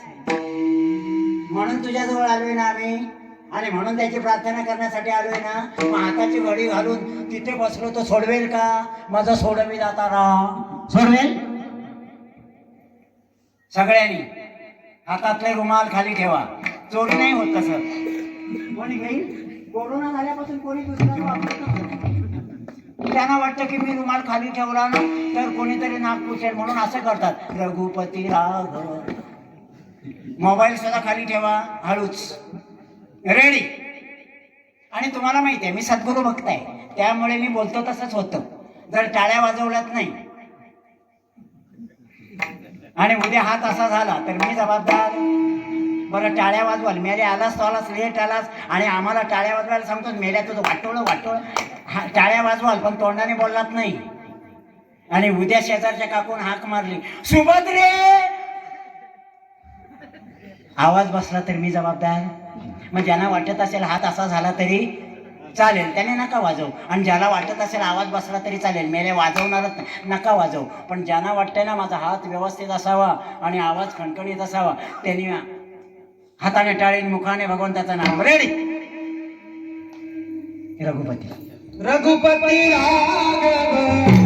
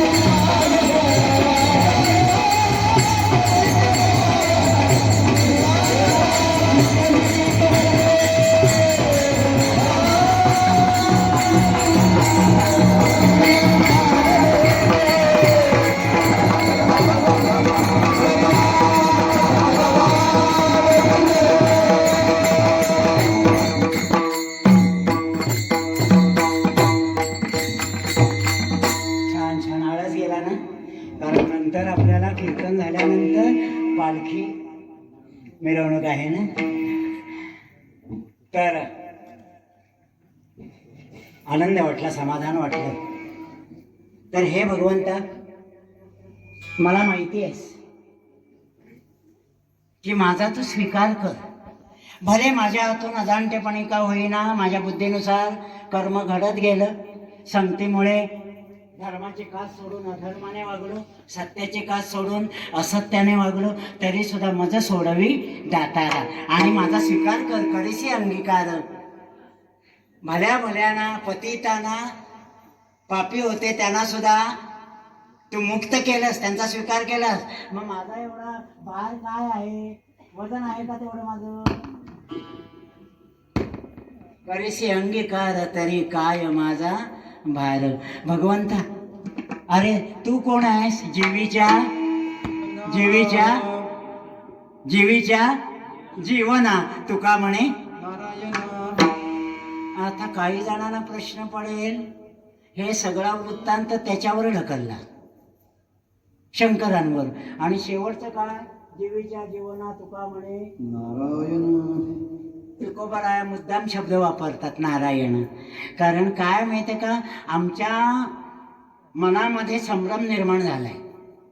कदाचित आमचं वाचन न झाल्यामुळे, आम्ही काही श्रवण न केल्यामुळे, सत्संगत न केल्यामुळे आमच्यामध्ये द्वैत्यपणा निर्माण झाला. शंकर शैव, शंकरांचे भक्त शैव आणि आम्ही वैष्णव, विष्णूचे भक्त आम्ही शैव नाही. त्याच्यामध्ये तो जंगमांचा आणि हा इथे होता ना, हा तो नंतर उभा राहील. मंदिर आहे हा, तो काय हा आमच्यामध्ये द्वैतपणा निर्माण झाला. हा आणि तो वेगळा, हा आणि तो हो. एकादशा दोन आहेत. नाही, ती आमची नाही, ती महादेवाची, आमची भागवत एकादशी. त्याच्यामुळे आज आमच्याकडं, कारण ही एकादशी आमची नाही, स्मार्त एकादशी ती जंगमांची, शैवांची. आमचे भागवत नाही का तुपास. बुधवार असला तर द्वैत्यपणा. पण आता संतांनी ते जाणून घेतलं होतं. ए दीदी, रुपयाचं नाणं माहिती आहे ना तुला? माहिती आहे ना, एका बाजूला काय असतं? छाप. आणि एका बाजूला काय असतं ग? आज म्हणजे आज फराळ नव्हता काय कुणाला? चव्हाण महाराज नव्हता का? घरातून आले असते ना, इथं होता का? होता ना, सगळ्यांना पुरला. मग तू खाल्लास ना? आवाज का नाहीये? ए माई, तू सांग, तू तू रुपयाचं नाणं पाहिलंस? हा तूच, हा तू रुपयाचं नाणं पाहिलंस की नाही? मग एका बाजूला काय असतं रुपयाच्या? छापा. करेक्ट. एका बाजूला काटा. मग त्याचा काटा काढून मला दे आणून. त्याचा काटा देशील मला आणून? हा, मग छाप तरी, छापा तरी. हा का? का म्हणजे काय, मेल्या काढता कसा येईल? तरी काढला तरी एका बाजूला छाप आणि एका बाजूला. एकाच रुपयाची ती दोन अंग आहेत. तसा हरी आणि हर वेगळा वेगळा नाही. संभ्रम निर्माण झाला होता नरहरी सोनारांचा. महान शैव भक्त होते नरहरी सोनार. आणि एक सावकार होता, सावकार. आणि त्याने नवस केला होता. कुळाला दीपक नव्हता, कुळाला दीपक नव्हता. आणि म्हणून त्याने पंढरीच्या पांडुरंगाला नवस केला होता, माझ्या कुळाला कुलदीपक दिलास तर तुला सोन्याचा काठीदोरा बांधेन. काठीदोरा म्हणजे कळलं ना? गरगोटा. आणि करील ते काय नाही महाराज, ना कुलदीपक.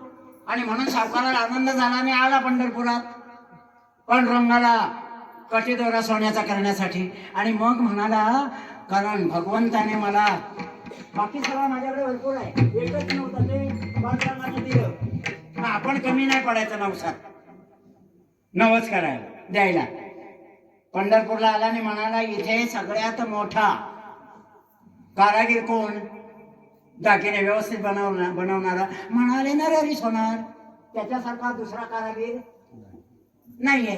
आणि म्हणून नरहरी सोनाराकडे सावकार गेला आणि म्हणाला, सोनार शेठ, मला ना एक कटीदोरा बनवायचा सोन्याचा. सोन्याचा बनवायचा आहे आणि नवस फेडायचा. मी नवस बोललोय पांडुरंगाला. पांडुरंगाचं नाव काढल्याबरोबर नारळी सोना तापले. अजिबात नाही, त्या काळ्याचं नाव नको. तो हो बाहेरून जरी जसा काळा ना तसा आतून पण नको. अहो कृपा करा, मला नवसाला पावलेलं आहे आणि मी नवस बोललोय आणि मला कळलं या पंढरीमध्ये तुमच्यासारखा कोणी श्रेष्ठ कारागीर कोणी नाही. तुमच्याकडूनच कठीदोरा बनवायचा आहे, तेवढा बनवून अजिबात नाही. अहो पण एरवी कोणाकडून घेतला तर मातेने माझ्या चित्तानं समाधान द्या बनवून. मग माप आणा. मग सावकार गेला आणि माप आणलं, अगदी परफेक्ट माप. आणि नरहरी सोनाराने तो कठीदोरा बांधला. तुम्ही दिल्याप्रमाणे मापाप्रमाणेच तंतोतंत आहे, नेऊन बांधा. अहो बांधायला गेल्यावर झाला 3 इंच कमी. 3 इंच कमी. सावकार परत आला आणि म्हणाला अहो कमी झाला. कमी कसा झाला? तुम्ही माप दिलत ना, दिलत ना माप, त्याप्रमाणेच आहे. शेठजी तुम्ही चला ना माप आणा. अजिबात नाही. आणि का दुसऱ्या माझा नाही. आता मी माझ्या महादेवाशिवाय कोणाला मानत नाही आणि काल्याचं तर तोंडच नको. चला ना शेठजी, एक काम करा, तुम्ही परत माप काढून आणलं. किती 3 इंच कमी पडतोय ना, 3 इंच वाढवून दिलं. 3 इंच कमी आहे ना, जा बांधा. बांधायला गेल्यावर 6 इंच मोठं झालं. आणि मग तो शेठ सावकार आला आणि म्हणाला चला तुम्ही. द्वैत्य निर्माण कसं होतं आपल्या मनात ते सांगतो. चला. नाही नाही म्हणताना मग एक उपाय सांगितला. तुम्ही नका त्याचं तोंड बघू, डोळ्याला पट्टी बांधतो मी, तुम्हाला देवळात नेतो आणि तुम्ही स्वतः माप काढा. बरोबर कमरेवरच हात मी तुमचे ठेवतो आणि तुम्ही काढा. मग नरहरी सोनाराने कबूल केलं. डोळ्याला पट्टी बांधली आणि आणलं देवळात पांडुरंगाच्या. आणि पांडुरंगाच्या कमरेला हात नरहरी सोनारांचे ठेवले आणि म्हणाले ही त्याची कंबर, आता घ्या माप. माप घ्यायला लागल्याबरोबर म्हणाले कोणाच्या देवळात आणलं मला? पांडुरंगाच्या? नाही म्हणाले शंकराच्या आणलं माझ्या. अहो नाही पांडुरंगाच्या. हे तुम्ही जे आता माप घेताय ना, हात आहेत ना, ते पांडुरंगाच्या कटेवर आहेत, कमरेवर आहेत. नरहरी म्हणाले नाही, हे साळुंकीवरच आहेत. साळुंकीवर आहेत. अहो नाही, हो नाही, हो नाही म्हणताना ते नरहरी सोनार म्हणाले महादेवाची पिंडीवर आहे, शिवालयात मी आलोय. आणि ते म्हणाले पांडुरंगाचे आलेत. यांना कळे ना, पट्ट्याची म्हणजे डोळ्याची पट्टी उघडली आणि समोर त्या काल्याला पाहिल्यावर रूप पाहता लोचने सुख झाले ओ साजणी, सुख झाले ओ साजणी, सुख झाले ओ साजणी. तो हा विठ्ठल बरवा, तो हा महादेव बरवा, तो हा विठ्ठल बरवा, तो हा माधव बरवा. सर्व सुखाचे आगर म्हणे नरहरी सोनार, सर्व सुखाचे आगर म्हणे तो हा विठ्ठल बरवा, तो हा महादेव बरवा. एक अभंग रूपाचा ज्ञानेश्वर माऊलींचा आहे आणि दुसरा नरहरी सोनारांचा आहे. ते म्हणाले तो 4 वेद 6 शास्त्र 18 पुराणांनी वर्णन केलेला अनादिकालापासून चालत आलेला तो, आणि मी ज्याचं नामस्मरण करतो शिवभोळा चक्रवर्ती हा तो, आणि माझा हा तो, हा तो, हा तो, हा तो, हा तो, हा तो, हा विठ्ठल बरवा, तो हा एकच आहे, वेगळा नाही. भगवंता तूच शिव, तूच हरी, तूच हर, म्हणून जीवीच्या जीवना तुका म्हणे नारायणा, मज सोडवी दातारा, कर्मापासून दुस्तरा. ज्ञानेश्वर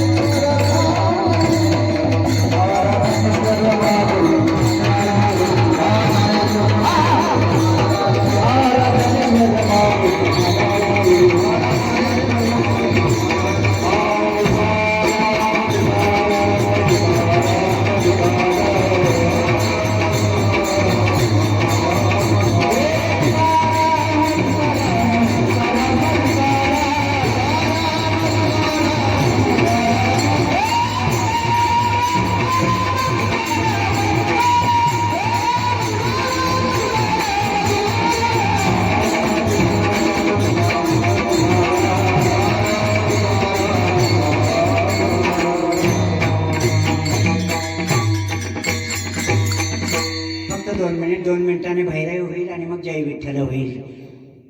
अनंत ब्रह्मांड नायक राजाधिराज योगीराज परब्रह्म या महादेवाच्या मंदिरामध्ये प्रतिवर्षाप्रमाणे आणि या सर्व शिवभक्तांकडून होणारा हा महोत्सव यावर्षी अधिक दिव्यानं वाटला. मी कधी आलो नव्हतो महाशिवरात्रीला, पण आज तुमच्या कृपेने प्राप्त झालं. आणि तुका म्हणे होता ठेवा, काहीतरी पुण्य होतं केलेल्याची, सेवा केलेल्याचं. नाहीतर म्हणाले असते आता एवढा वेळ झालाय, घरी फोन करतो, मुलगी सांगते त्यांचा फोन लागत नाही, मी करतोय, मग काय एकटाच आहे काय तो कीर्तनकार, आमच्यात नाहीत का? एखाद्याला उभं केलं असतं जमलं असतं, पण नाही. या छोट्या भावाला फार प्रेम आहे हो चव्हाण महाराजांचं. नाही नाही, वेडे वाकुडे गाईनं परी तुलाच आळवीनं. आणि म्हणून 5 मिनिटात येतो म्हणून मुलीला सांगितलं, लगेच त्यांना फोन कर, 5 मिनिटात येतोय. आणि इथे आल्यावर मुलगा म्हणाला, दादा आत्ताच चालू केलंय त्याने रूपाचा, मी धावत धावत जातो, म्हणजे त्यांना कळेल आप्पा आले आणि तुम्ही पाटणं या धोतर समजा. पण सेवा दिलीत म्हणून काय द्यावे त्यांची व्हावे उतराई, ठेवीत हा पायी जीव थोडा. ज्याने फडामध्ये कसं गायन करावं, कसं वादन असावं हे दाखवणारे हे आमचे बंधुराज. आणि सगळ्यात महत्वाचं काय माहितीये का, कीर्तन रंगात कधी येतं हो, रांगोळी घालणाऱ्याचं ना कौतुक करतात, वा काय रांगोळी घातली हो. पण रांगोळी छान कधी झाली, ती साडा घातलेलं होताना व्यवस्थित म्हणून. साडा घालणारीचं कौतुक नाही कोणी करत, रांगोळी घालणाऱ्याचं करतात. काय कीर्तन छान झालं हो, आम्ही झोपून ऐकत होतो. कौतुक कोणाचं, झोपून ऐकत ना, मग ते कौतुक कीर्तनकाराचं नाही, त्याच्या तोंडासमोर असणारा हा माईक, ही जी साऊंड सिस्टीम आहे ना, अतिशय सुंदर साऊंड सिस्टीम, अतिशय सुंदर. कारण कीर्तनकार रंगात येतो, मृदंगवाला रंगात येतो, त्याची बोटं अगदी अशी फिरतात आणि गवयाचे राग तन्मयतेने बाहेर येतात, माईक चांगला असेल तर. आणि ही जी साऊंड सिस्टीम आहे ना, प्रत्येक वेळेला अतिशय सुंदर. तुम्हाला आनंद नाही झाला, मग टाळ्या वाजवा ना त्यांच्या. समाधान वाटलं, आनंद वाटला. आणि आज या महाशिवरात्रीच्या पर्वकाळी आपली सेवा घडावी, आपणाकडून भगवंताचं नामचिंतन व्हावं म्हणून. तसं मनाप्रमाणे नाही मला विश्लेषण करता आलं वेळेअभावी. आता प्रदक्षिणा आहे म्हणून सगळ्यांना माझी विनंती आहे, प्रदक्षिणेला सगळ्यांनी राहा. नाहीतर म्हणाल नाही आता आम्ही घरी जातो, कीर्तनासाठीच आलो होतो. फक्त कीर्तन झाल्यावर जाऊ नका, प्रदक्षिणा घालावं. कारण फार महत्व आहे प्रदक्षिणेला, फार महत्व आहे. राजसूय यज्ञ चाललेला होता पांडवांचा आणि श्रीकृष्ण गडबडीने आले आणि म्हणाले, धर्मा अरे जरा गोंधळ झाला. कसला गोंधळ? अरे बाबा, अनवदनाने एका ऋषीना निमंत्रण सांगायचं राहिलंय. होय? अरे हो, कसं काय माझ्या लक्षातच नाही, लिस्ट काढली होती पण चुकून नाव राहिलं. ते कण्व मुनी आहेत आणि त्यांना निमंत्रण द्यायचं राहिलंय. आणि ते जे जोपर्यंत येत नाही तोपर्यंत आपला यज्ञ पूर्णत्वाला जात नाही. म्हणून त्यांना बोलावून आणा, कारण ते आल्याशिवाय यज्ञ पूर्णत्वाला जाणार नाही. कसं काय राहिलं ना कळत नाही निमंत्रण द्यायचं. मग धर्म म्हणाला देवा एवढंच ना, डोंट वरी, काय काळजी करू नका, मी जातो. तेव्हा श्रीकृष्ण म्हणाले धर्म थांब. त्या कण्व मुनींना बोलवायला जो जातो ना तर त्याच्याबरोबर येतात. कोणाबरोबर येतात? ते ज्याच्याजवळ 1000 यज्ञाचं पुण्य असेल त्याच्याबरोबरच ते येतात. तर तू सांग, तुझ्याकडे 1000 यज्ञाचं पुण्य आहे का? धर्म म्हणाला हा आता पहिलाच यज्ञ करायला सुरुवात केली आहे आणि ते आल्याशिवाय पूर्णत्वाला जात नाही. आणि त्यांना जो बोलवायला आणायला जाईल ना त्याच्याकडे 1000 यज्ञाचं पुण्य हवंय. बसला खाली.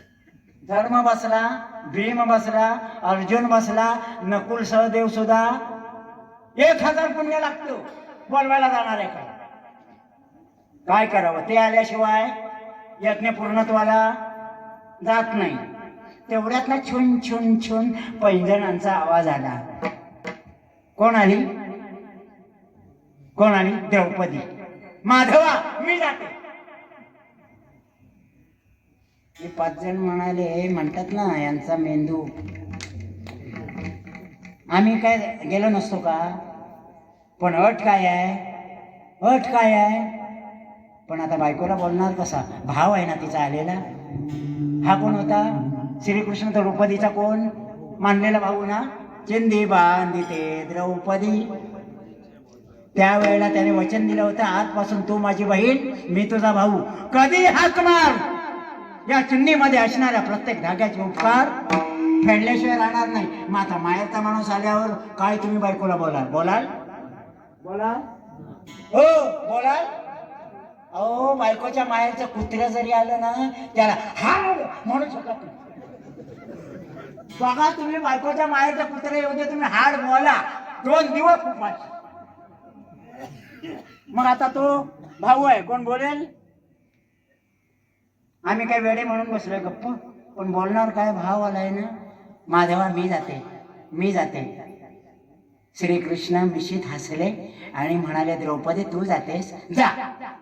त्याने आपल्या पाचीपतींना नमस्कार केला, भावाला नमस्कार केला आणि निघाली. तिथे गेली. श्री संतांची या माथा चरणावरी साष्टांग हे करी दंडवत. गुरुराया, धर्माने श्रीकृष्णाच्या मार्गदर्शनाखाली राजसूय यज्ञ आरंभ केलेला आहे. अनवधनाने तुम्हाला निमंत्रण देणं विसरलोय म्हणून क्षमा करा अपराध. महाराज तुम्ही सिद्ध, मी तुम्हाला न्यायला आले. महाराज तुम्ही चला. जोपर्यंत तुम्ही येत नाही ना तोपर्यंत धर्माचा यज्ञ पूर्णत्वाला जात नाही. महाराज चालावं. ते म्हणाले बाळे आनंद वाटला हो, मला बोलवायला तू आलीस ते. पण माझा एक पण आहे, एक अट आहे. मी अशा व्यक्तीबरोबर जातो ज्याच्याजवळ 1000 यज्ञाचं पुण्य असेल त्याच्याजवळ. मग बाळे बोल, तुझ्याकडे 1000 यज्ञाचं पुण्य आहे का? तेव्हा ती म्हणाली गुरुराया मी मोजलं नाही हो. ज्या वेळेला मी पहिलं पाऊल टाकलं ना ते नामस्मरण करतच टाकलं. आणि ज्या ज्या वेळेला मी प्रत्येक पाऊल टाकत होते ना त्या त्या वेळेला नामस्मरण करत चालले होते. त्यामुळे किती यज्ञ झाले मी मोजलं नाही हो. कारण पदोपदी अपार घडल्या पुण्याच्या राशी. सकळ ही तीर्थे घडली आम्हा आदि करुण काशी. धन्य धन्य हो प्रदक्षिणा सद्गुरुरायाची झाली. त्वरा सुरवरा विमान उतरायाची. लहान बालकाचा वध केला, गायीचा वध केला, ब्राह्मणाचा वध केला तर ती ब्रह्महत्या मानली जाते. लहान मुलाचा, गायीचा, ब्राह्मणाचा वध केला तर ते पातक ब्रह्महत्येचं पातक म्हटलं जातं. कोणत्याच उपायाने जात नाही. पण इथे कोटी ब्रह्म हत्या हरती करिता दंडवत.